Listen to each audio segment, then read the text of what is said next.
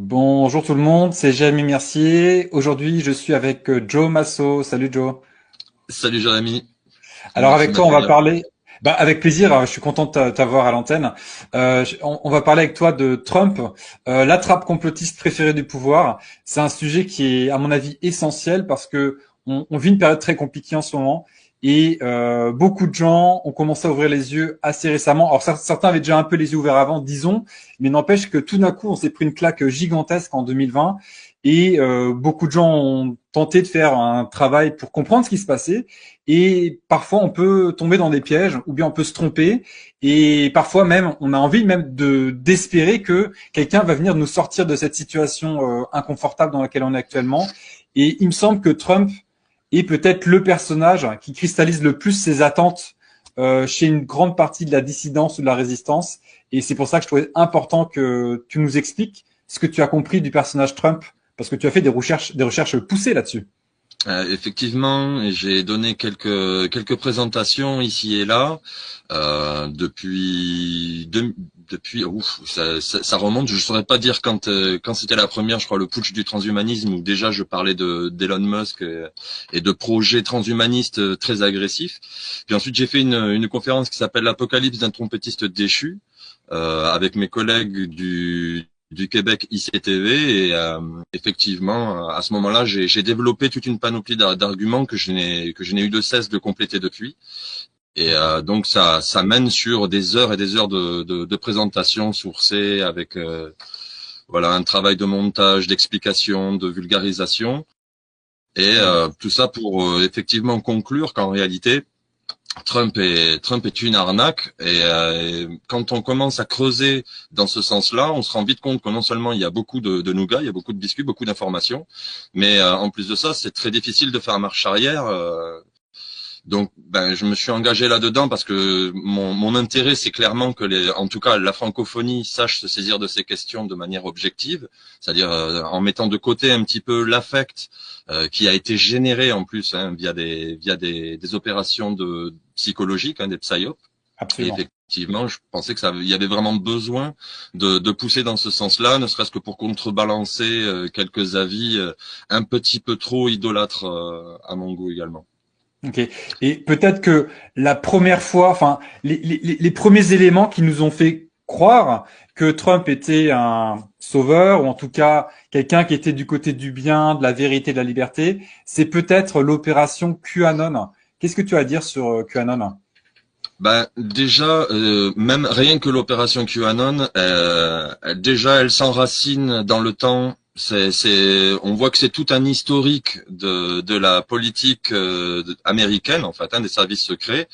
Je pense que beaucoup de pays font ça, mais les Américains sont très en pointe là-dedans, et puis extrêmement culottés. Euh, à écrire avec un Q, donc du coup. Hein. Et bon, ben là, pour le coup, avant l'investiture de Trump, on a commencé à voir certaines affaires aux États-Unis se passer, notamment l'opposition entre le dossier Steele et le dossier Nunes, qui sont des enquêtes qui ont été menées concernant l'ingérence russe éventuellement dans l'administration américaine ou au niveau des élections. Et dans la foulée, on a vu apparaître des théories du complot qui se servaient également d'informations qui étaient tirées du réseau russe de Trump, et qui sont ensuite partis comme ça en roue libre dans les médias de propagande, on va dire complotistes, les Alex Jones, ce genre de médias là, tous les complotistes aux États-Unis qui sont connus aujourd'hui. Et on a vu donc l'apparition de QAnon et donc des Q-drops sur 4chan. Et ça a généré une constellation de complotistes qui, chacun ayant leur propre vision du monde, pardon, eh bien, ont adapté leur vision du monde aux Q-drops. Et donc, on a eu une multitude de théories du complot qui étaient toutes faites pour justifier Trump, en allant dans tous les courants de pensée, toutes les idéologies. Et ça a donné un souffle extraordinaire pour qu'ici, en Occident, on accepte la politique de Trump, alors même que nous étions en situation de traumatisme. C'est-à-dire qu'en Occident, on voit bien que la politique, c'est n'importe quoi. On sait que nous sommes des vassaux de l'Europe qui elle-même est vassale des États-Unis. Et donc, le moindre espoir dans ce genre de situation peut susciter énormément d'intérêt, voire même de l'idolâtrie. Et je pense que c'était clairement l'utilité de QAnon, sachant que le pouvoir américain devait faire une refonte très profonde de son administration. Elle a utilisé cette PSYOP pour, comment dire, neutraliser le discours des personnes qui pouvaient éventuellement résister à cette histoire de les bâcheries. Hein, je parle des bâcheries injectables. Et donc, en fait, c'était une sorte de stratégie du choc avec le confinement. Voilà, nous faire croire à la couronne d'épines et ce genre de choses. Et progressivement changer l'administration en fonction de la réponse à l'urgence de santé publique.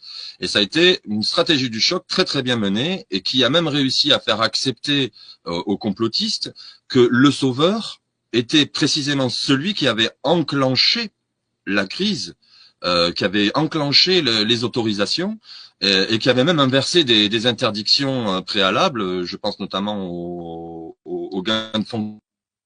Ouais. Petit problème de connexion, mais tu parles de gain de fonction. Ah, oui, c'est Ouais. chez moi qu'il y a un petit souci certainement de connexion. Ouais. Donc oui, par exemple, le gain de fonction qui avait été arrêté sous Obama a été repris sous Trump. Alors quand on commence à regarder les choses sous cet angle-là, on se rend compte que c'est pas du tout aussi clair que Trump aurait empêché ou accéléré quoi que ce soit. Et plus on creuse, et plus on se rend compte que non, Trump n'a rien accéléré. Il a juste été exactement au bon endroit au bon moment pour donner le coup de départ de quelque chose qui avait plusieurs décennies de préparation, dont les PSYOP tels que QAnon.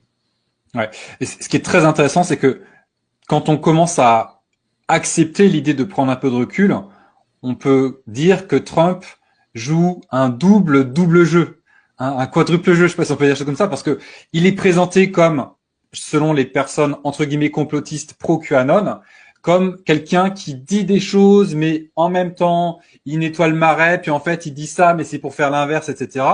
Sauf que rappelons que c'était bien lui qui était officiellement à l'origine de l'opération Warp Speed, de mise en place des vacheries ou des injections qu'on connaît tous en 2020-2021. C'est lui qui officiellement revendique la paternité de ce projet-là. Et on nous dit, mais oui, mais s'il n'y avait pas eu ça, on serait encore confiné 15 ans, pendant 10 ans ou 15 ans. Alors, sans aucune preuve, évidemment, hein, mais en tout cas, c'est ça le discours qu'on veut faire avaler aux pro-Trump qui sont pro-QAnon. Et donc, effectivement, le bourreau, enfin, c'est pas le bourreau en chef, hein, c'est une cheville ouvrière hein, de ce système-là. Mais ce bourreau-là, en tout cas, nous est présenté comme un sauveur. Donc, c'est un retournement de situation juste extraordinaire grâce à cette opération psychologique, puisque QAnon peut être qualifié d'opération psychologique, de contrôle de la dissidence. Donc, à la fois, on contrôle les mainstream avec le discours des médias normaux, dominants, et à la fois, on contrôle la dissidence avec QAnon, justement. C'est bien ça que tu veux dire ? C'est ça, on se retrouve avec plusieurs étages de mensonges et ça devient difficile d'atteindre l'étage supérieur, celui où on comprend un petit peu mieux qu'est-ce qu'ils veulent faire exactement. Et le coup était très bien joué parce qu'en réalité, lorsqu'on comprend quelles étaient les refontes du système qu'ils voulaient opérer, ils avaient tout intérêt à lâcher une grande partie de l'administration, à lâcher une grande partie de leur de leurs agissements habituels. Et donc, ça donne vraiment l'impression qu'il y a une épuration qui se passe en ce moment, alors qu'en réalité, tout ça était probablement prévu de longue date, parfois au détriment des têtes d'affiche. Je pense qu'il y a des gens qui se font trahir aujourd'hui dans l'administration, qui comprennent pas trop pourquoi du jour au lendemain ils ne sont plus couverts. Bien, je pense que pour mener une opération comme ça, non seulement il faut l'avoir pensé longtemps à l'avance, mais surtout, je pense qu'il faut pas conclure que c'est pour notre bien immédiatement et vérifier précisément ça nous ramène pas dans des vieux projets. Et là, on se rend compte que il y a des choses qui s'alignent de manière assez parfaite. C'est assez étonnant. Par exemple, le respect des plans du club de Rome ou alors Quel type de plans du Club de Rome sont respectés, par exemple? ben, pendant très longtemps, très longtemps, ces derniers temps, on a eu beaucoup entendu parler d'une opposition entre des factions qui voudraient un nouvel ordre mondial unipolaire et un nouvel ordre mondial multipolaire. Or, le Club de Rome, lui, considérait que ça devait être multipolaire. Il y a une carte. Cette carte, elle présente plusieurs royaumes. Et ces royaumes sont définis par des blocs. Ce serait intéressant qu'on mette cette carte à l'écran si tu l'as pour bien montrer de quoi il s'agit et d'un plan du coup qui date de quand? Parce que le Club de Rome, c'est les années 60, c'est ça? Alors là, tu me poses une colle. Je suis pas allé, je n'ai pas l'information directement, comme ça j'ai peur de dire une bêtise. Éventuellement, on mettra ça à l'écran éventuellement. Exactement, voilà. On mettra ça à l'écran après. En tout cas, donc il y a des plans anciens qui ont plusieurs décennies de reconstitution du monde selon un certain ordre mondial. Et ce que tu dis, c'est que Trump met en application cette vision-là. C'est ça que tu dis. Tout à fait. Donc on voit aussi qu'il y a pas seulement les plans du Club de Rome, mais on voit qu'il y a un effort qui est continu sur la production de à quoi ça ressemblera plus tard, quelle sera la forme de la gouvernance plus tard. Et donc même s'il y a des antécédents avec le Club de Rome, il y en a d'autres, et notamment le Forum économique de Davos qui lui aussi prévoyait un monde multipolaire et qui prévoyait que les États-Unis ne seraient plus la grosse puissance qui domine sur tout le monde de façon très ostensible. Et on voit qu'on est peut-être dans une sorte de repositionnement où l'Amérique va se faire un petit peu plus entre guillemets discrète, même si elle reste à la pointe du modernisme occidental, mais va laisser un petit peu plus de place sur, par exemple, la politique au Moyen-Orient. C'est une possibilité. Et il y a d'autres possibilités comme ça, c'est-à-dire que c'est un plan qui est en exécution et qui n'est pas arrivé à son terme. On verra déjà si c'est possible. Est-ce qu'ils arriveront à mener leur plan à terme sans déclencher de vives hostilités ou des conflits et ce genre de choses. Ce qui n'est pas gagné du tout. Ok. Et alors, est-ce que tu as une idée de qui est derrière QAnon de façon précise? Oui, l'état profond. Alors, qu'est-ce qu'on appelle l'état profond du coup? Alors, l'état profond, ce qu'on va appeler l'état profond, c'est en gros des personnes qui dirigent et qui ne sont pas élues. Il y a des gens que même la population ne connaissent pas spécialement ou dont la population n'a aucune idée des activités en réalité. Parce que ces activités se font en secret. Donc c'est pour ça qu'on parle de profondeur, c'est en fonction des pouvoirs des uns et des autres. Il y a des personnes qui sont plus puissantes et généralement plus on est puissant, plus on a d'argent et plus on peut soumettre de gens et plus on est influent. Et cette influence qui n'est pas visible dans les programmes politiques qui sont présentés publiquement, eh bien évidemment, c'est ce qu'on va appeler l'état profond. Et là, j'ai envie de dire, l'institution américaine, ce n'est quasiment que ça. La politique, elle est plus que représentative. C'est un sketch là-bas. Même leurs oppositions sont simulées de mon point de vue. Les polarisations entre gauche et droite sont simulées et servent comme les deux jambes du nouvel ordre mondial entre guillemets. Okay. J'ai envie de dire, peut-être que c'est constitutif de nos démocraties occidentales où quels que soient les changements de personnages politiques mis en avant, il y a une administration qui est tout le temps là. Ça, dans les ministères, tu as des employés qui ne bougent pas. Ils font une carrière pendant 30 ou 40 ans. Tu vois ce que je veux dire? Donc, je ne sais pas si on va appeler ça l'état profond, mais en tout cas, les fonctionnaires dans les ministères ou dans l'administration, c'est des gens qui sont là toute leur vie. Et peu importe les changements. Alors après, ils vont appliquer différentes politiques supposément selon les changements suite aux élections. Mais en tout cas, y a des gens qui sont là tout le temps. On va pas les appeler l'état profond, je pense, c'est l'administration tout simplement. Non, là, il s'agirait plus de, comment dire, ce sont les marionnettes apparentes, ce sont les acteurs qui vont faire la communication. Mais en réalité, les plans, eux, sont pris longtemps avant, dans des cercles de pensée, des think tanks, des réunions Bilderberg, du CFR. Du Conseil Atlantique et ce genre d'endroit. Le Forum économique de Davos également. Beaucoup de gens veulent comment dire faire de Donald Trump l'ennemi du Forum économique de Davos, c'est absolument faux. On voit que ce sont des gens qui travaillent main dans la main. Je pense à Elon Musk, qui était par exemple Young Global Leader en 2008, déclaré sur Bloomberg, et qui encore récemment s'est manifesté en photo aux côtés d'Albert Bourla, de Klaus Schwab et de Mélanie, parce que c'était lui qui lui remettait le prix du Conseil Atlantique du citoyen global, Global Citizen du Conseil Atlantique. Donc on voit bien que ces gens-là sont toujours main dans la main. Et ensuite, pour revenir sur la question précédente, c'est-à-dire l'État profond qui dirige, c'est évidemment pas les marionnettes que nous voyons sur le devant de la scène, mais les entreprises pour lesquelles ils sont lobbyistes, généralement, c'est-à-dire qu'ils en sont les représentants, mais ils sont quand même employés par des forces qui les dépassent de très très loin. Par exemple, pour la production des vacheries, on parle d'entreprises qui ne sont même pas connues du grand public, qui ont des infrastructures gigantesques et des moyens colossaux qui, bien sûr, au passage, sont pris dans les poches du peuple, bien évidemment, pour une bonne part. Voilà, où est l'État profond, c'est le complexe militaro-industriel, ce sont les réseaux de pensée, quelles que soient les idéologies, et malheureusement aux États-Unis, bien souvent, on va dire, on part dans une forme de spiritualité pour justifier ces choses-là, bien souvent.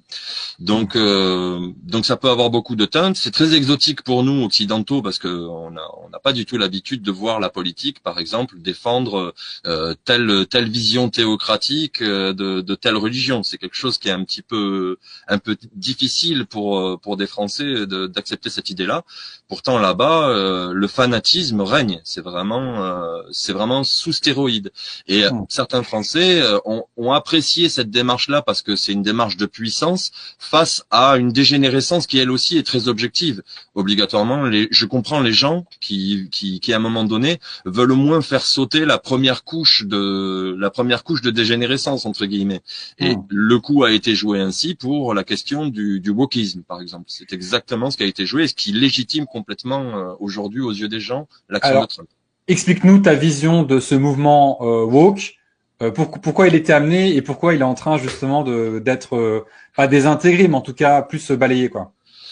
Alors bon, déjà quand on parle de woke, on va parler de destruction de valeurs, on va parler de gens qui effectivement ont énormément de pouvoir, énormément de moyens et vont les mettre en œuvre pour progressivement imposer des lois qui n'ont aucun sens et qui s'opposent donc à, alors moi je considère que le wokisme c'est un package de pensée qui est déçu de la vie et qui veut en changer les règles d'une certaine manière.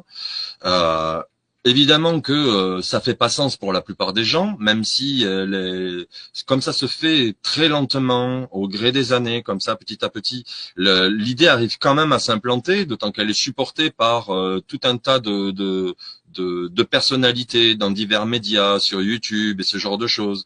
Et donc, on va faire accepter l'idée comme ça aux plus jeunes générations, ça va prendre beaucoup de temps, et au bout de 2, 3, 4 décennies, la chose est implantée. Et ensuite, il n'y a plus qu'à faire appel aux pompiers. Une fois qu'on a lancé le pyromane, on fait appel aux pompiers. Et donc là, dans ce cas de figure, le pyromane, c'était Soros, et le pompier, c'était Trump. Je fais vraiment un résumé, mais ce binôme il est très intéressant parce que beaucoup pensent qu'ils sont ennemis parce que médiatiquement ils se sont présentés comme étant des opposants, sauf qu'en réalité quand on regarde un petit peu les affaires des uns et des autres, on voit que c'est pas forcément aussi évident, ne serait-ce que par exemple des choix de personnages politiques de Trump pour son administration, tels que Scott Bessent, qui sort directement du Soros Fund Management, qui est choisi pour être secrétaire au Trésor. Ou alors Steven Mnuchin, qui sort de la Skulls and Bones, qui sort de Goldman Sachs, de la Trump International, enfin du Trump International Hotel, de la Trump Tower de Honolulu et de Chicago pour les financements, et qui était le secrétaire au Trésor numéro 1, enfin du premier mandat de Trump. On peut le voir aussi à travers Ryan Williams, qui sort de Blackstone. de Vanguard donc et de Goldman Sachs, qui possède Cadre LLC, technologie financière dans l'immobilier montée avec des fonds de Goldman Sachs et de Soros, et Peter Thiel. Et également Jared Kushner, qui faisait partie de cette équipe-là, puisqu'il a également été conseiller de l'entreprise de quelle Cadre entreprise, LLC. pardon? Cadre LLC, D'accord. une entreprise qui a été montée à la fois par Ryan Williams, qui a été donc conseillé par Jared Kushner, et dont une des personnes est utilisée en ce moment dans la stratégie de Trump. On peut le voir aussi dans le passé de Trump. Il y a eu une affaire RICO qui a été menée contre. Alors les gens ont porté plainte contre Soros, Trump, la Deutsche Bank, Cerberus et tout un pack de financement. Ils se sont retrouvés en procès parce qu'ils avaient des affaires en commun et qui en plus étaient des affaires illégales. C'était pour blanchiment d'argent, trucage d'offres et ce genre de choses. C'est-à-dire on a vraiment affaire à des mafieux qui marchent ensemble et qui, quand ça les arrange, vont commencer à se dénoncer les uns les autres et dire qu'ils sont ennemis. Et ça va inviter évidemment à la polarisation. Les gens vont prendre un camp et en fonction du traumatisme dans lequel ils se situent, ils vont choisir plutôt la gauche ou plutôt la droite. Pareillement, Soros avait prêté 160 millions pour la Trump Tower de Chicago, donc la tour de Trump, en étant le principal financier. Donc on pourrait presque dire que Trump a été fabriqué par Soros. Et là, je ne parle que de Soros. Mais en réalité, si vraiment on fouille, on se rend compte que il y a peut-être pas tant d'ennemis que ça, et que c'est peut-être la surface des choses, et que ça les arrange bien de faire imaginer aux gens qu'il y a des guerres internes, alors qu'en réalité, on voit que tout concourt. Après, tu sais, il y a une phrase qui revient souvent auprès des gens qui défendent l'idée que Trump est un sauveur ou en tout cas qu'il est là pour notre bien, c'est qu'ils vont dire que pour contrôler ses ennemis, il faut les avoir dans son cercle proche. Hein, que c'est l'art de la guerre selon, je sais pas comment il s'appelle là, le chinois, Sun Tzu. Pourquoi pas? Pourquoi pas? Si l'argument c'est celui-là, moi je dis pourquoi pas. C'est vrai que c'est l'art de la guerre, Sun Tzu, tout ça, il y a pas de souci. Mais quel est le projet de Trump?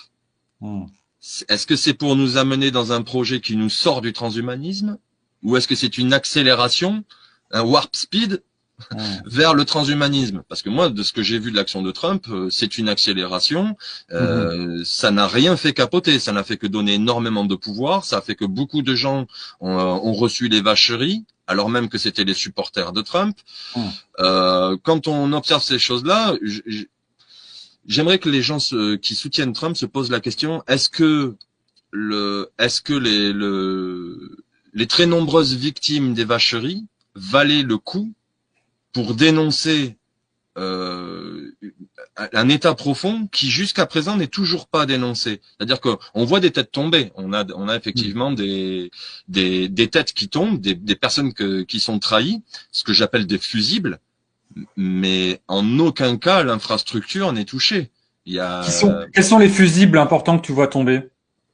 Fauci par exemple. Il est vraiment tombé? Oh en attendant, les choses, tous les regards sont tournés vers lui. On le responsabilise pour ce qui s'est passé au Wuhan, et on fait comme si tout venait de lui. Sauf qu'en réalité, c'est pas lui qui a fait la politique de Warp Speed, par exemple. Lui, éventuellement, on peut lui coller la responsabilité de gain de fonction, par exemple, avec Peter Daszak, Ralph Baric et Zenglishi, mais au final c'est pas comme ça qu'on va faire le procès de Warp Speed. C'est pas comme ça qu'on va faire le procès des vacheries. Ça ne marche pas. Ça tombe toujours un petit peu à côté. Or, si vraiment, soyons honnêtes, les complotistes, si vraiment vous voulez aller au bout de votre démarche, vous devriez condamner celui qui a permis ces choses-là. Je vais le dire autrement, mais si vous êtes dans une voiture qui va à 100 km/h et que vous avez un mur, est-ce que vous décidez d'accélérer la voiture pour manifester à tout le monde que c'est pas bien de conduire vite? Non. Vous tirez le frein à main, vous dénoncez celui qui conduit comme un chauffard et vous le sortez du véhicule. Là, c'est pas du tout ce qui s'est passé. Ce qui s'est passé, c'est que, d'après la théorie du complot, on devrait se satisfaire du fait que Trump ait appuyé sur l'accélérateur et nous envoie tous dans le mur. Sauf que moi, ce que je vois au final, c'est que c'est Trump qui conduit. C'est pas, on se retrouve pas avec une démonstration fulgurante, on se retrouve pas avec un changement profond, une rupture de politique profonde, avec tout le transhumanisme qui a été amené. Au contraire, il marche main dans la main. Parfois même de la gauche à la droite, des républicains aux démocrates et des démocrates aux républicains, l'enchaînement des lois fait que tout cela est possible. S'il y avait pas eu, par exemple, les Emergency Use Authorization qui avaient été déclenchés par Clinton, à aucun moment il aurait pu faire Warp Speed. C'était impossible. Donc tout ça est vraiment une action concertée, mais qui se passe dans un niveau tellement législatif, avec un jargon tellement fermé, que la plupart des gens ne voient que la surface des choses, et on peut leur raconter absolument n'importe quel narratif, surtout qu'on attire leurs yeux systématiquement dans une espèce de guéguerre entre services secrets américains, ce qui fait doucement rire d'ailleurs au passage, parce que, par exemple, Edward Snowden, quand il a fait sa sortie sur la NSA, sur Palantir, Prism et toutes ces choses-là, il s'agissait bien de dire que la CIA espionnait à cause de Palantir. Bon, on se retrouve avec Peter Thiel et Palantir maintenant au pouvoir, qui veut carrément faire un service de santé assisté par IA de surveillance de pré-crime. C'est-à-dire qu'on sait, on est dans la science-fiction là maintenant, avec Stargate maintenant. Tu peux préciser là, rappeler ce que c'est Stargate déjà et ses projets d'IA et de surveillance. Alors Stargate, c'est un projet qui appartient, enfin avec trois personnages clés. Il y a un japonais qui s'appelle Masayoshi Son, qui est la personne le plus riche au Japon, qui a de gros intérêts avec l'Arabie Saoudite et qui possède une entreprise qui s'appelle SoftBank. Et qui génère énormément de budget pour Stargate et pour l'installation de ce système au niveau du Moyen-Orient. Donc on voit que Stargate n'est pas seulement un projet qui va concerner les États-Unis, mais qui va également être quelque chose d'utilisé, ou en tout cas une variante ou une succursale sera utilisée également au Moyen-Orient. Il s'agit d'un système. Concrètement, c'est quoi l'objectif? Ouais, c'est ça. Il s'agit d'un système qui veut monitorer la santé des gens en permanence. Et donc, pour y arriver, c'est toujours les mêmes histoires. Hein. Il y a besoin de digital ID, il y a besoin de technologies extrêmement invasives. Donc voilà, on parle encore de surveillance sous la peau. Ça a été répété. C'est quoi? C'est des puces? C'est quoi?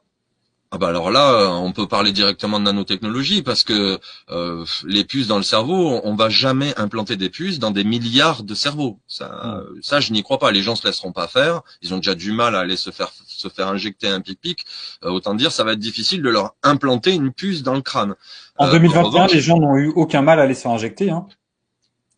Pour les 3 quarts des gens, c'était tout à fait normal et bien même. Non, parce que alors ils y sont allés massivement, mais simplement il reste quand même un pourcentage de la population qui lui s'y est vivement opposé. Certes. Et les gens ont traîné la patte quand même, hein, très rapidement, dès qu'ils ont vu que c'était peut-être pas aussi simple que ça, que c'était efficace. Les gens ont commencé un petit peu. Puis bon, on a fait du bruit. Mine de rien, je pense que nous avons joué. Je pense que nous avons joué un rôle. Alors, je sais pas si c'est très représentatif, mais je pense que ça a joué un rôle. Et ce rôle-là, il fait effet boule de neige. Maintenant que les gens se sont réveillés là-dessus, ça va être très difficile de leur faire admettre un transhumanisme 2.0. Les gens croyaient déjà en avoir esquivé un. Voilà, c'est fichu. On voit que des personnes même comment dire, qui sont pas le genre à raconter des bêtises, commencent à prendre ces choses de nanotechnologie très au sérieux. Je pense par exemple à, je sais pas, Jean-Marc Sabatier ou Christine Coton qui s'expriment sur ces sujets-là de manière extrêmement certaine, avec beaucoup de sources. Aujourd'hui, le sujet, il est clair. Quand Elon Musk nous parle de puces dans le cerveau, on a l'impression que c'est du rétro en fait. Hein. Mais est-ce qu'on a des preuves?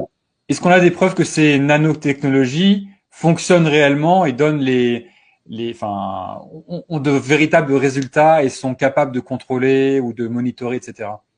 Ou est-ce que c'est encore la perfection? Tout dépend de ce qu'on appelle preuve, parce qu'en réalité, pour qu'une preuve soit acceptée par certains, ça nécessite certaines conditions qui sont pas les mêmes pour d'autres.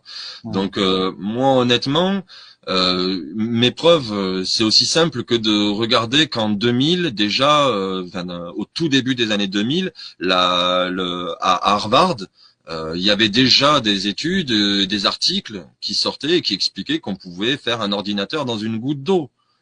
Donc, on parle d'il y a 25 ans.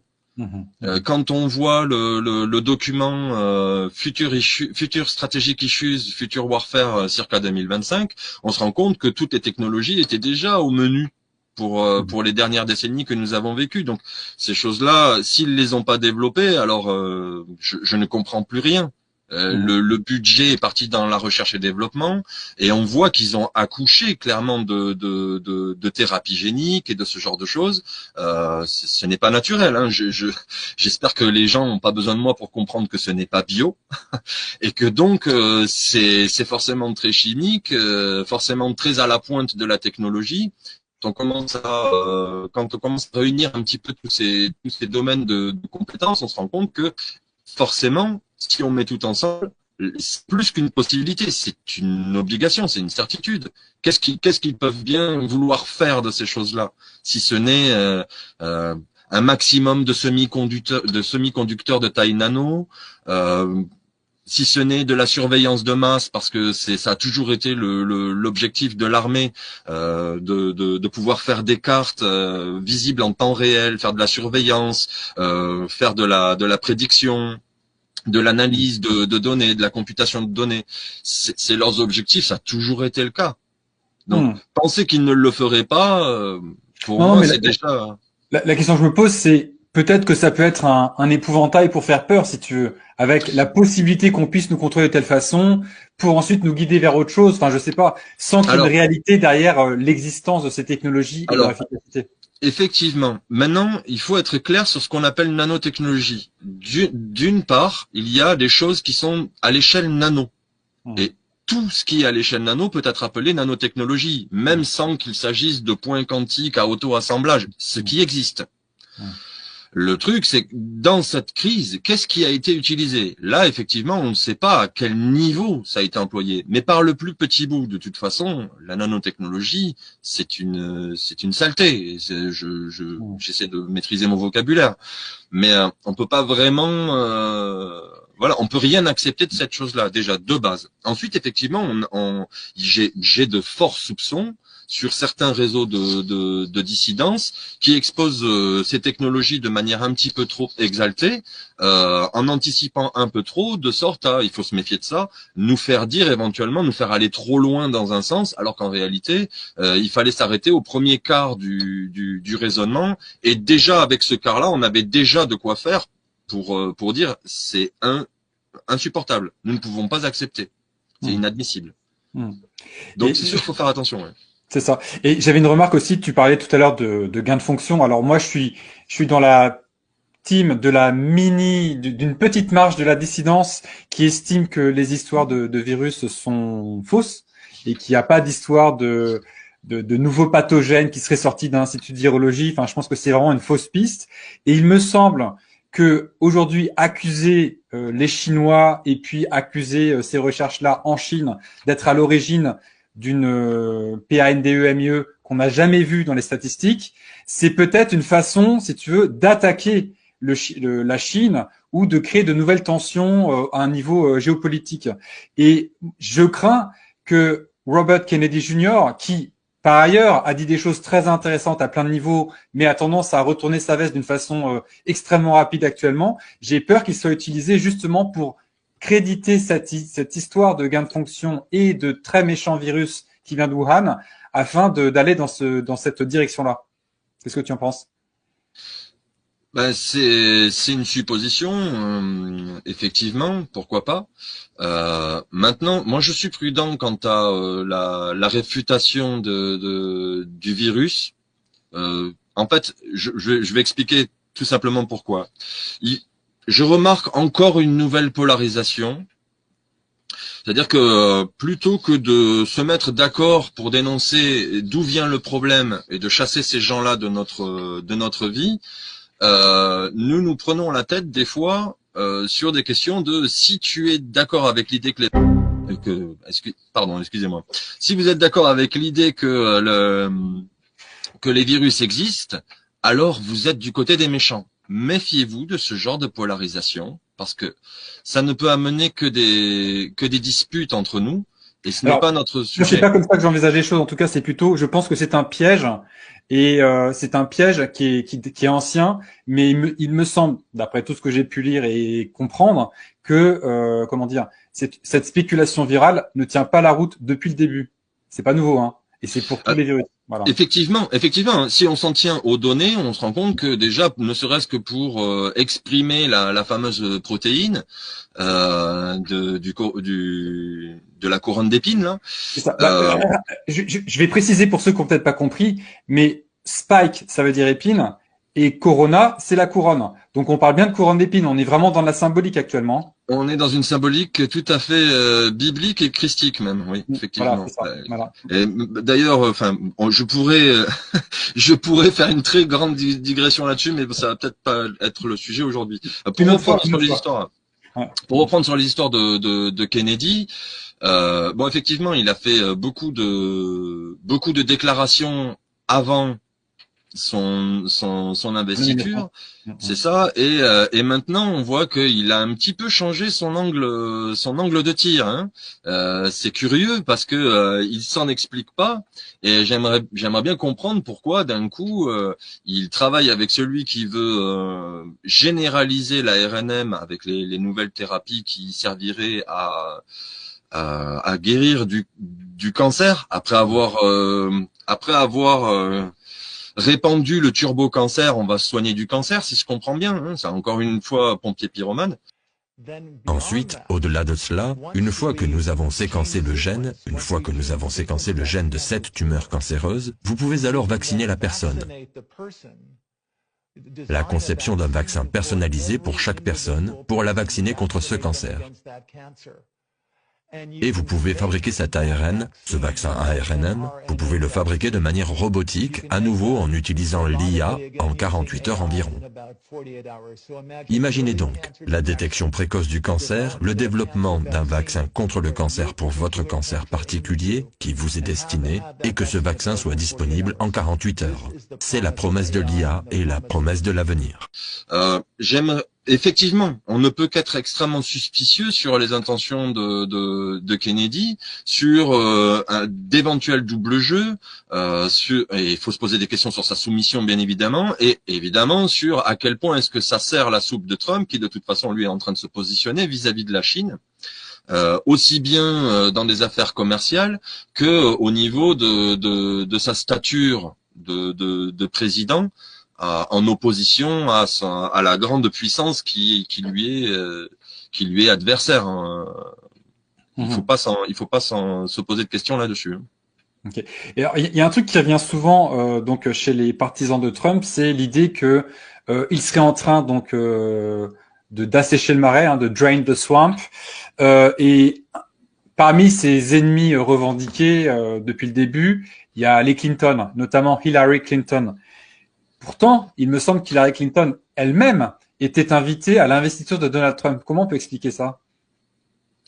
Alors là, ça va plus loin que ça.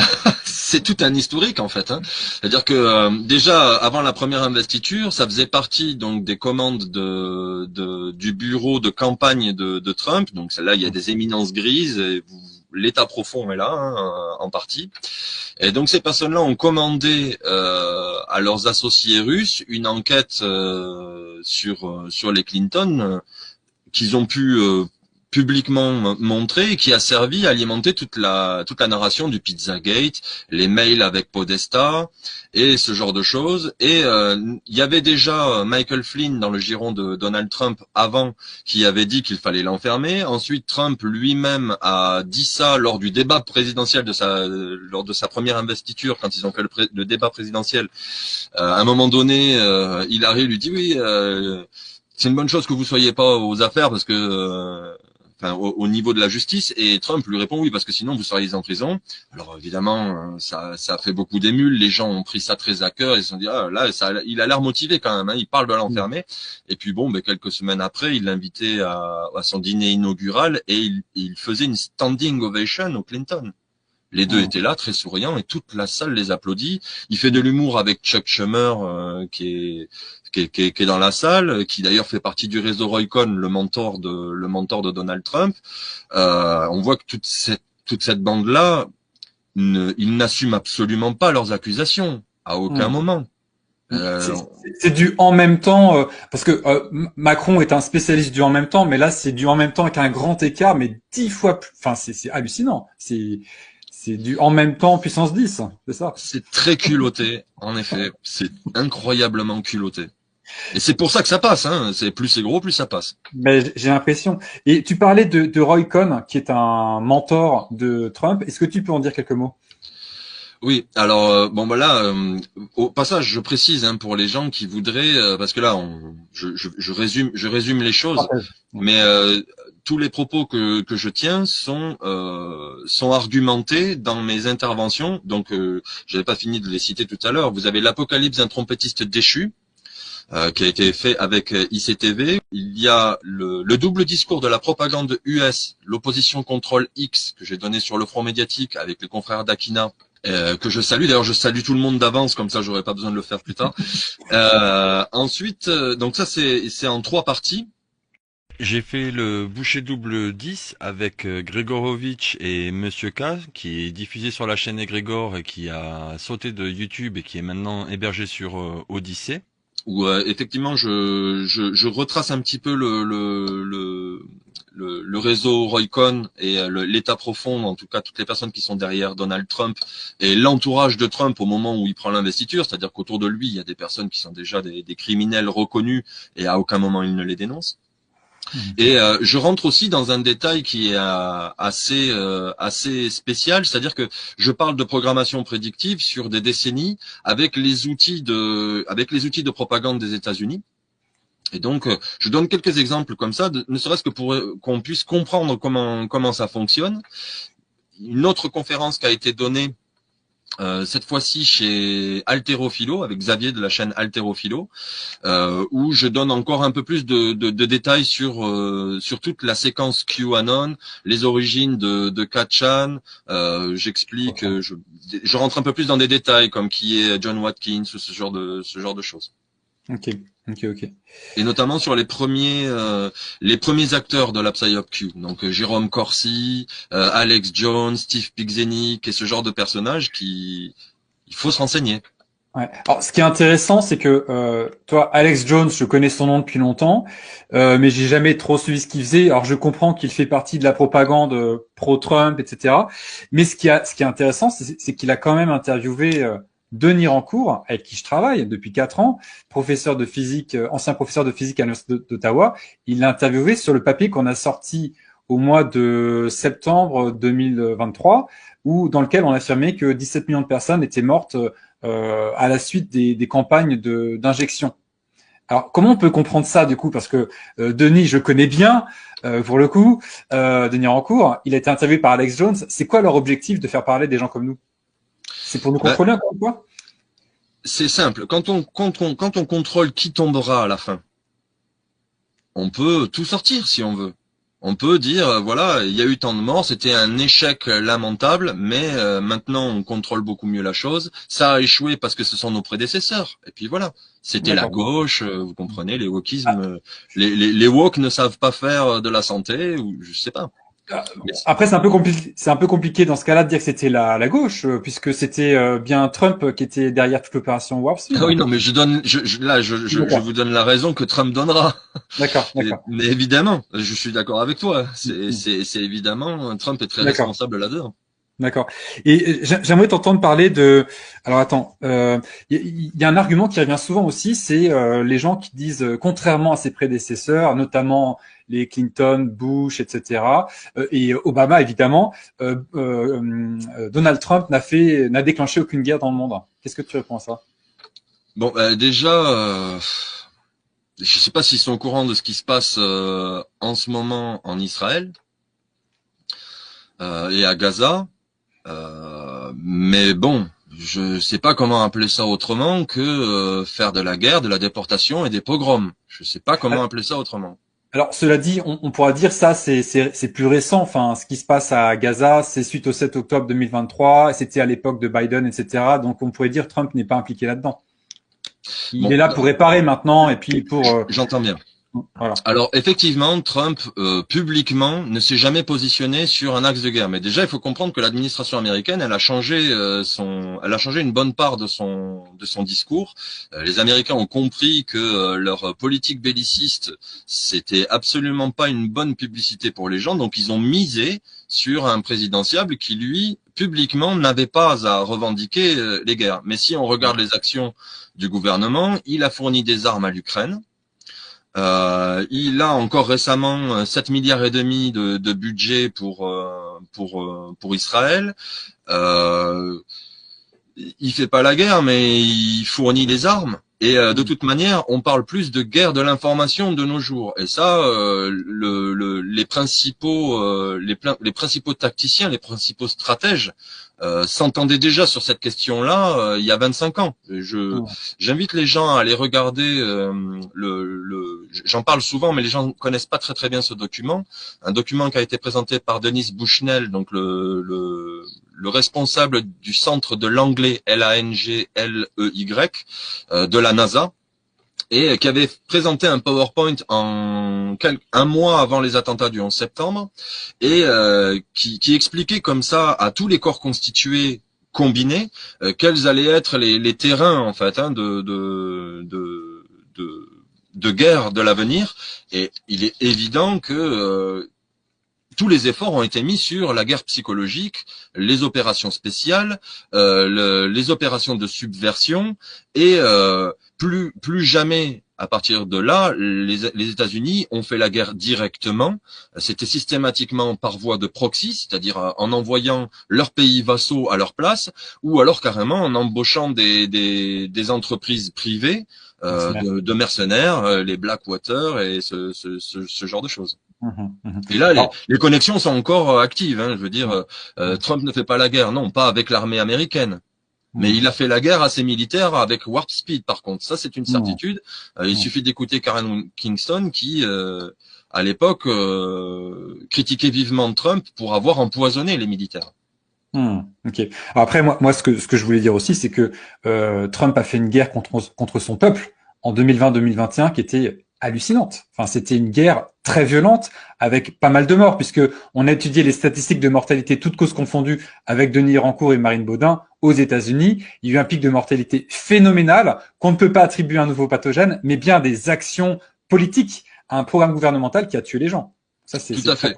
Voilà. Tout à fait, c'est une nouvelle forme d'arme. C'est une nouvelle forme d'arme. Pareil, la guerre bactériologique, biologique, ce genre de choses. De mon point de vue, la vacherie, elle peut être dans cette catégorie en fait. On peut tout à fait en parler comme d'une arme de destruction massive. On parle de combien de décès, combien de malades, combien de vies brisées, combien de familles éclatées. Enfin bref, ça dépasse tellement l'entendement. Je voulais t'entendre parler de plusieurs points encore.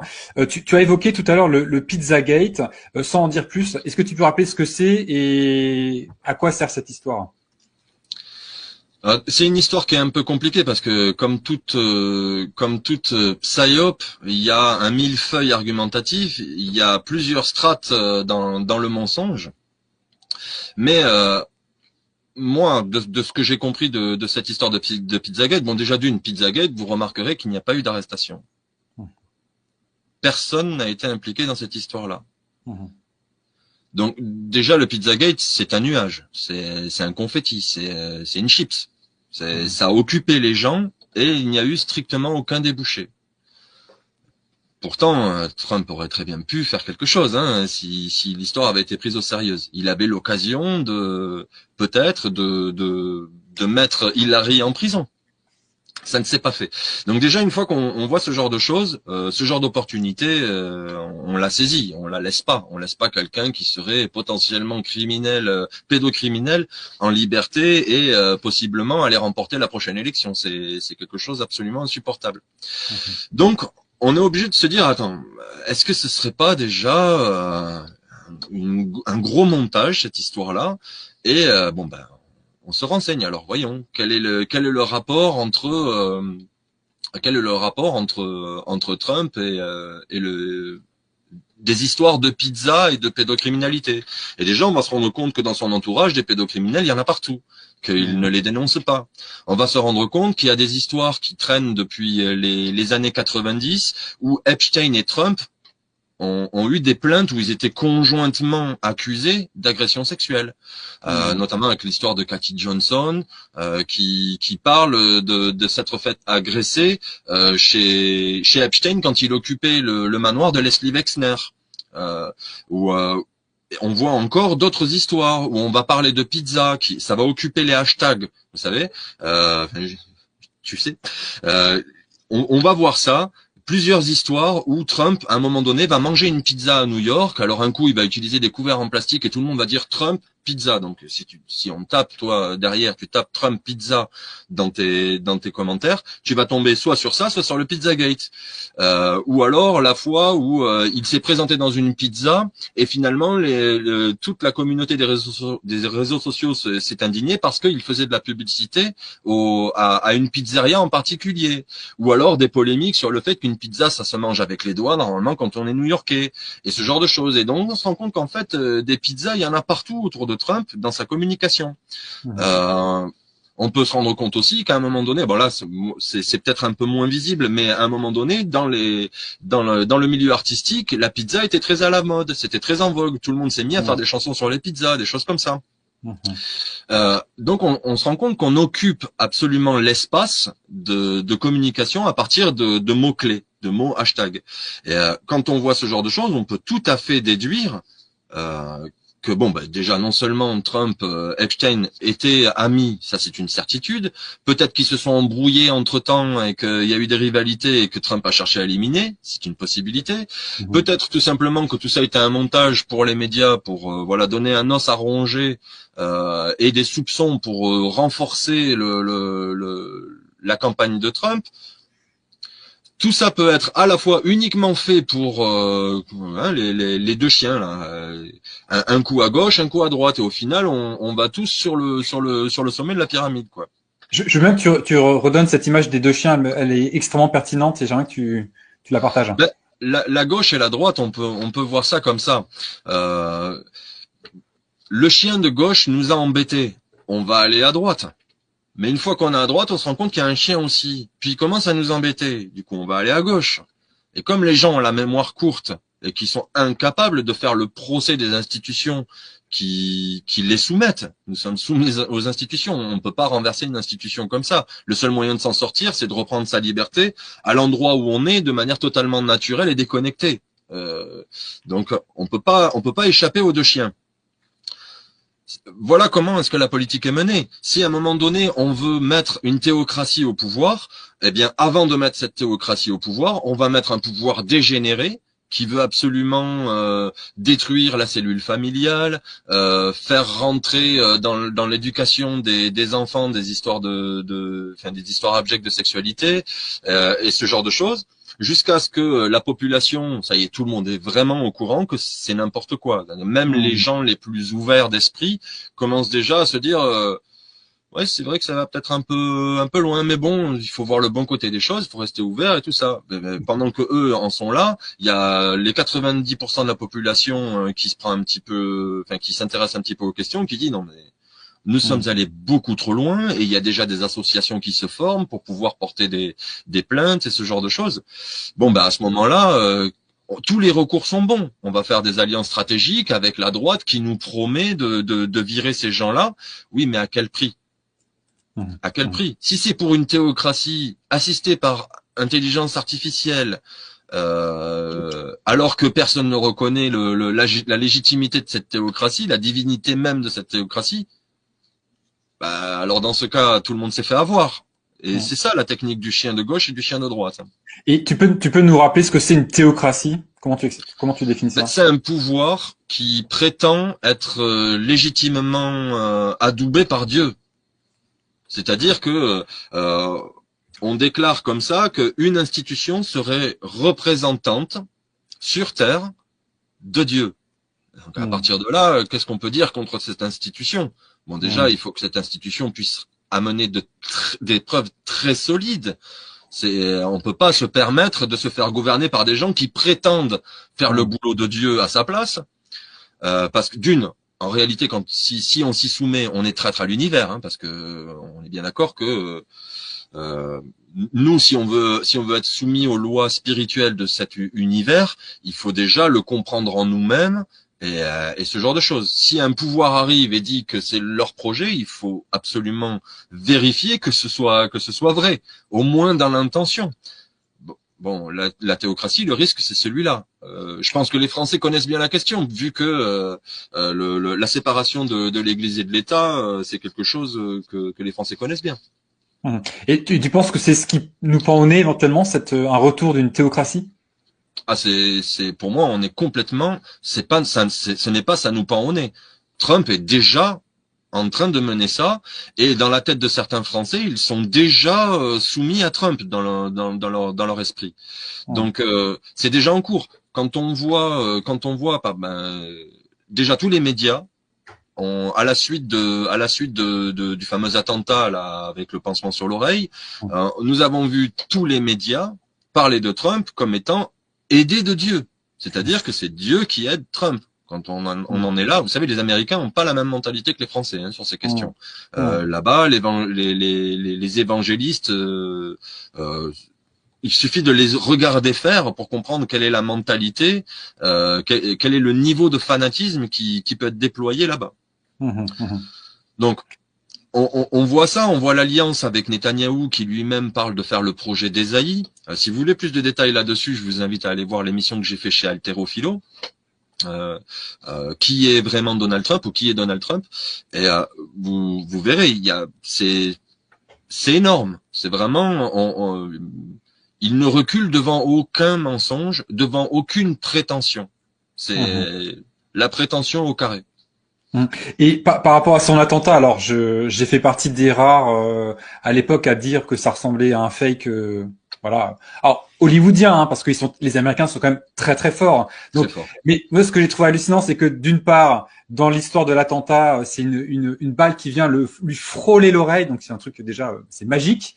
Et en plus de ça, on arrive à prendre en photo la balle en question. Enfin, on n'arrive jamais à prendre en photo une balle, mais là, celle-là, on arrive. Enfin, tout est réuni on est dans les effets spéciaux hollywoodiens, quoi. Là, c'est magnifique. La balle en photo, si on veut vraiment rentrer dans les détails, parce que là, je vais me faire l'avocat du diable. Si on veut vraiment rentrer dans les détails, la balle prise en photo, c'est un autre tir que celle qui l'a touché a priori. Ah, d'accord. Okay. Mais bon, ça n'enlève pas que on est bien d'accord que c'est un peu fumeux cette histoire-là. Et puis surtout, il faut toujours se rappeler que c'est pas parce que quelqu'un a pris une balle dans l'oreille que ça en fait un gentil. C'est une chose. Ensuite, par rapport à l'histoire des Américains, est-ce qu'ils vont à un moment donné arrêter de surfer sur cet assassinat de Kennedy? C'est un ingrédient de la politique américaine aujourd'hui. On le perçoit pas aussi bien en France, hein, parce que ça nous a pas traumatisé comme là-bas. Mais là-bas, dès qu'on parle d'assassinat de président, ça évoque quelque chose, ça évoque des traumatismes, ça évoque des espoirs rompus, ça évoque beaucoup de choses. Et puis ça évoque aussi une certaine forme de domination qui dit pas trop son nom. Et donc voilà, hein, le complexe militaro-industriel, les intérêts théocratiques au Moyen-Orient, ça me semble assez clair. Et c'est pour ça que d'ailleurs les dossiers ne sortiront jamais complètement. On voit à un moment, il y a eu de grosses annonces de fait, encore une fois, sur Kennedy, vous allez attendre, hein, vous allez attendre un bon moment, parce que derrière les services disent ah non, finalement on peut pas parce que ce serait trop violent de dire ça. Ok. Ok. Et sinon, j'avais une dernière question peut-être. Il y a quelques déclarations de Trump qui nous mettent tous, enfin en tout cas ceux qui sont dans la dissidence, qui nous ravit. Par exemple, quand il dit les États-Unis vont quitter l'OMS, j'ai envie de dire bravo. Moi-même, j'ai envie d'applaudir. Mais je sais qu'il va nous la faire à l'envers quand même. Comment tu vois ça, toi? Déjà, il aurait fallu ne pas engendrer les ONG. Il aurait fallu ne pas engendrer tout ça. On voit bien que les financements, ils venaient principalement des États-Unis. Donc c'est bien beau de dire alors je nourris votre bourreau et puis un jour je le nourris plus. Mais il n'empêche que c'est moi qui ai fabriqué et qui ai nourri votre bourreau tout le temps où il vous embêtait. Donc Trump, il peut arriver et dire oui, c'est la faute des prédécesseurs. Sauf que dans les prédécesseurs, il y a des gens qui sont encore au pouvoir dans l'administration et ils font toujours partie du pouvoir. Et les gens ne se font pas dégager. Et puis c'est bien beau de dire on s'en va de l'OMS alors qu'en fait on finance EcoHealth Alliance, Gavi et ce genre de choses de sa propre poche, hein. Donc ça revient au même. C'est bien beau de dire ça, de faire comme si on s'offusquait contre les ONG, alors que précisément le but d'un nouvel ordre multipolaire, c'est qu'il n'y ait pas d'ordre mondial unipolaire. Donc on fabrique un ennemi, on fabrique le punching ball de service, on casse le punching ball et tout le monde a bien vu que notre héros est venu défaire notre ennemi. Oui, sauf que lorsqu'on parle de l'OTAN, on parle de nos financements, on parle de notre sécurité finalement. Si les États-Unis s'en vont de l'OTAN, on se rend compte que après avoir fait la construction de l'Europe, c'est un affaiblissement sec. C'est du jour au lendemain, nous perdons énormément de force. Si un rapport de force devait éclater demain, est-ce que les gens seraient vraiment contents ? Je sais pas. De toute manière, l'organisation mondiale échappe complètement au peuple. Ils ne peuvent que se dire ah ça sent plus ou moins bon, là ça sent mauvais, mais ils n'ont aucune influence là-dessus. Donc on dit qu'on sort de l'OMS, oui, mais si c'est pour faire Stargate derrière et imposer un système de santé au Moyen-Orient. Et pas que au Moyen-Orient et pas que système de santé, parce qu'on voit que les télécommunications c'est pareil. Quand Elon Musk derrière il va mettre la pagaille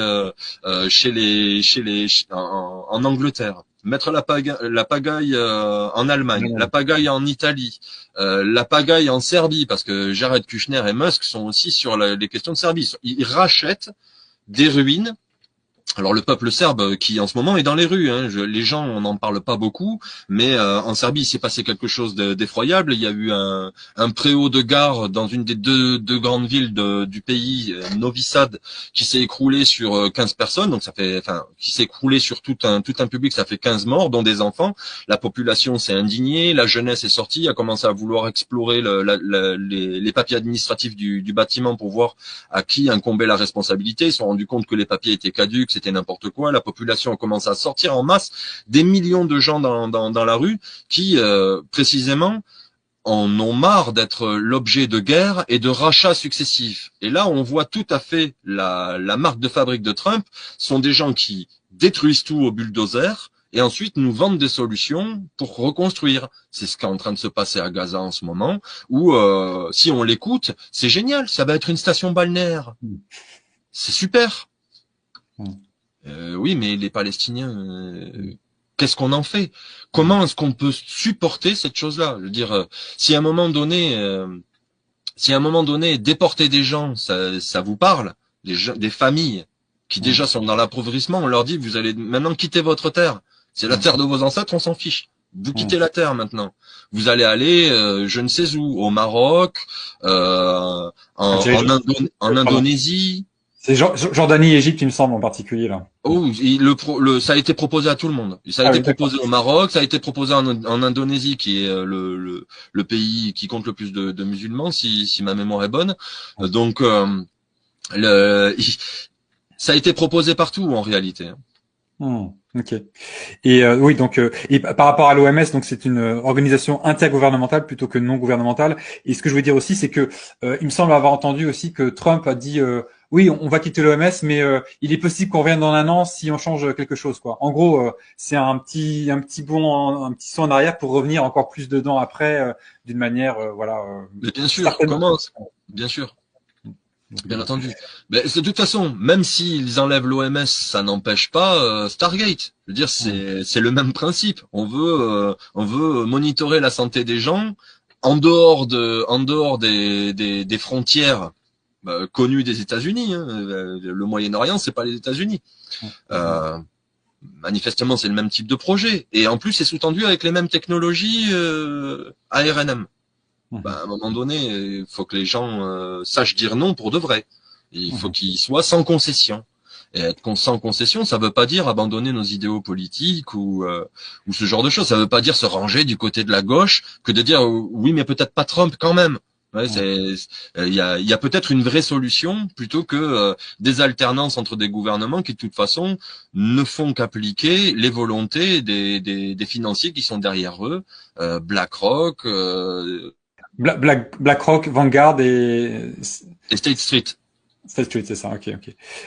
Oui, parce que on va arriver à la conclusion maintenant, mais il y a beaucoup de gens qui disent, mais si du coup on peut pas faire confiance à Trump, qu'est-ce qu'on peut faire maintenant? Tout est foutu en gros. Enfin, il y a beaucoup de gens qui sont dans cette vision-là. Hein. C'est en gros, enfin beaucoup. En tout cas, il y a une partie importante de la dissidence ou de la résistance qui a envie de se ranger parce que si même lui, on peut pas lui faire confiance, il y a rien derrière quoi pour eux. Qu'est-ce qu'on peut leur dire? Dans une phase comme ça, de toute façon, on va être obligé d'observer en temps réel, au fur et à mesure de l'avancée des choses, qu'est-ce qui va se déployer. Et il va falloir être très vigilant parce qu'évidemment, tout ce qu'on va nous déployer, on va nous l'emballer dans quelque chose qui a l'air, ça va être sexy. Hein.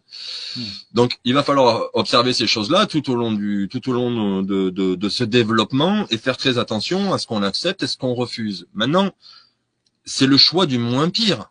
On en est tenu là si on veut se faire une opinion sur des grands dirigeants de grands blocs comme les États-Unis ou la Chine. C'est toujours des histoires de choix du moins pire. Moi, je fais pas ce genre de choix. Moi, je suis sans concession. Moi, je suis libre, même de la politique française. Hein, donc, quand on raisonne comme ça, on se dit où est-ce que ces gens nous amènent? Est-ce qu'il y a un potentiel de destruction où à un moment donné ils ne s'entendront pas parce que des psychopathes en concurrence, ça fait pas bon ménage, hein, de ce que je sais, des psychopathes en concurrence finissent par se battre, hein, généralement, et ça peut aller très très loin. Là, on se retrouve avec des gens qui sont équipés avec des armes technologiques dont certaines on ne sait même pas ce qu'elles sont, tellement c'est avancé. Et on voit bien que les choses avancent très vite, elles bougent très vite. Donc ça, c'est le genre de situation qui peut être très problématique. Moi, dans ce genre de moment, le seul conseil que je peux donner aux gens sur qui se tourner, c'est déjà tournez-vous sur vos proches, vous-même, les gens qui comptent pour vous, et essayez de construire un plan qui pérennisera leur existence, au moins dans cette phase de développement. Et pour ça, il n'y a pas 36 000 solutions. Moi, je prône la souveraineté locale, c'est-à-dire on se connaît dans le village, tout le monde connaît tout le monde. C'est très facile de s'organiser avec ces gens-là. C'est très facile de coopérer pour des histoires, par exemple, de maraîchage ou d'élevage d'animaux ou ce genre de choses. D'établir ensemble des programmes de sécurité au cas où il y a un souci, pouvoir choisir une destination, avoir du stock, faire de la résilience. Tant que le système est encore debout, vous avez des tas de solutions. Je pense notamment à SOS Mer, par exemple, qui va inciter les gens à aller interpeller les responsables des mairies pour les en tout cas les motiver à faire un plan de résilience en cas de guerre. Parce qu'aujourd'hui, si jamais il y a une guerre, en 3 jours, tout le monde est dans la famine. Or, si nous sommes résilients, nous devons être obligatoirement à l'écoute de ces défis-là et nous mettre au travail maintenant, avant qu'il y ait un souci. Dans cette trajectoire, je suis persuadé que les gens récupéreront déjà une bonne part de liberté. Et moi, ce n'est que mon avis, mais je pense que ça va aller jusqu'au bout et jusqu'à une guerre. Ceux qui auront fait le choix de s'organiser de cette manière-là auront beaucoup plus de chances que toutes les personnes qui dépendent des institutions privées et publiques. Je dis toujours les deux, privé et public, parce qu'il ne faut dépendre ni de l'un ni de l'autre. En réalité, il faut pouvoir compter sur soi et sur sa communauté et être un maillon dans sa communauté. Donc, moi, la solution, vers qui se tourner, je vous dis, tournez-vous vers le réel, tournez-vous vers vos familles, vers vos voisins, tournez-vous vers vous-même et comprenez que vos objectifs, vous n'avez pas besoin de Trump ni pour manger bien, ni pour être en bonne santé, ni pour vous organiser, et peut-être même ni pour vous défendre. Ok. En tout cas, donc tu prônes un retour à cette souveraineté et en particulier au niveau local, donc. Oui, évidemment, chez moi, c'est piloté par la foi. Hein. Je pense que c'est clairement ce que l'univers attend de nous, pour le dire d'une manière très facile, très accessible. Ok. Donc toi, en tout cas, tu estimes qu'on va arriver vers un conflit un vrai conflit type guerre qui atteindrait notamment l'Europe de l'Ouest? Dans ce genre de conflit, on peut pas du tout. C'est très difficile de faire de la voyance sur comment les choses tourneraient si jamais il y avait un conflit. Ça peut aussi bien toucher uniquement les très gros blocs. Et je pense surtout aux grandes villes.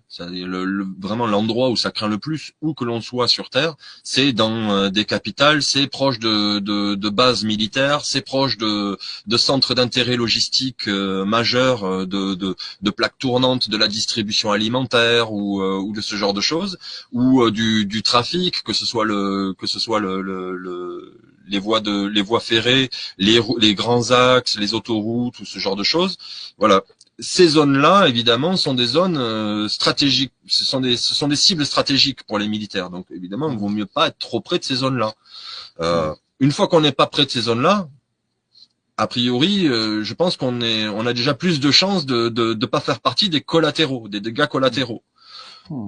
C'est tout ce que je peux dire si j'en dis plus, je risque de supputer, je risque de faire de la spéculation. Si on en arrive à ce genre de conflit, ils seront obligés de déployer des arsenaux nucléaires en masse. Ça veut dire que il faut s'attendre à de très fortes destructions, de très grosses perturbations des infrastructures. Les gens pourront plus aller en ville pour aller se satisfaire de l'achalandage de Monsieur Bricolage ou je sais pas quoi. Ces choses-là, ce sera terminé. Et les outils fonctionneront à main. Enfin, il faut penser au maximum voyons, en tant qu'être humain, de quoi est-ce qu'on est capable. Ok. Bon, bah, en tout cas, cette conclusion est mitigée en termes de bonheur à venir, etc. Mais en tout cas, oui. Voilà. C'est le seul moyen que nous avons de sortir de cette période. Hein. D'accord. Bon, ok. Donc en fait, c'est peut-être une opportunité. Ouais. Ok. Donc oui. Donc c'est finalement oui, on a peut-être besoin de ça pour se bouger vraiment et sortir de cette situation dans laquelle on est actuellement. Ok. En tout cas, merci beaucoup Joe pour ton avis et le partage de tes recherches poussées sur le sujet de Trump et tout l'univers autour de Trump et puis ces dernières considérations sur ce qu'on vit actuellement et peut-être les prochaines étapes. À voir. Mais il y a pas de quoi. Et au passage, pour les personnes qui voudraient peut-être un peu plus de détails là-dessus, donc je les renvoie d'abord sur mes conférences. Et je serai également en salon vocal avec La Vérité diffusée mercredi. Donc si jamais des gens veulent approfondir certains sujets, vous pouvez nous y retrouver. Et voilà. Ok, on va mettre toutes les infos en description de la vidéo de toute façon. Merci à toi Joe, merci à tous et à très bientôt. Avec grand plaisir.